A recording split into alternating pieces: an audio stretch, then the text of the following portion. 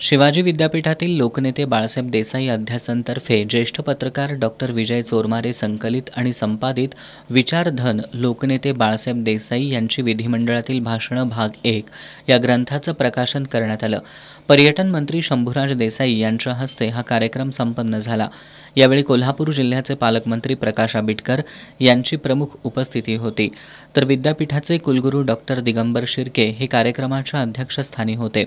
यावेळी बोलताना मंत्री देसाई यांनी शिवाजी विद्यापीठ हे कोल्हापुरात असावं की सातारा इथं याविषयी दुविधा होती। त्यावेळी लोकनेते बाळासाहेब देसाई स्वतः साताऱ्याचे असूनही कोल्हापूर इथंच विद्यापीठ होण्यासाठी त्यांनी आग्रह लावून धरला।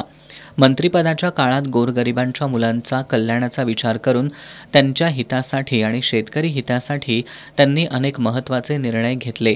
त्यांचे विचार आणि वारसा यांची जाणीव ठेवून वाटचाल करण्याची गरज त्यांनी व्यक्त केली।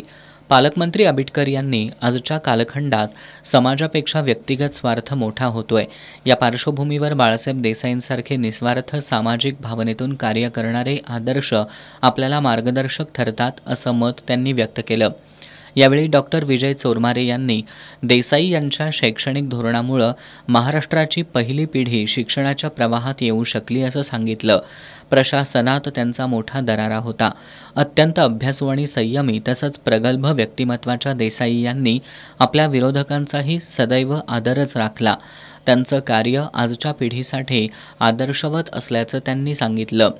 कुलगुरू डॉक्टर शिर्के यांनी आपल्या भाषणात डॉक्टर विजय चोरमारे यांनी लोकनेते बाळासाहेब देसाई यांच्या भाषणांचं संकलन करून मोठं काम केलं असल्याचं सांगितलं। तथापि त्यांच्या या कार्याचं बरंचसं संकलन अद्यापही बाकी आहे, त्यामुळे पुढच्या भागांच्या कामालाही त्यांनी सुरुवात करावी असं आवाहन त्यांनी केलं। यावेळी अध्यासनाचे समन्वयक डॉक्टर अवनीश पाटील, कुलसचिव डॉक्टर विलास शिंदे, परीक्षा आणि मूल्यमापन मंडळाचे संचालक डॉक्टर अजितसिंह जाधव, वित्त आणि लेखाधिकारी डॉक्टर सुहासिनी पाटील यांच्यासह विविध विभागांचे प्रमुख, शिक्षक, विद्यार्थी विद्यार्थिनी मोठ्या संख्येनं उपस्थित होते।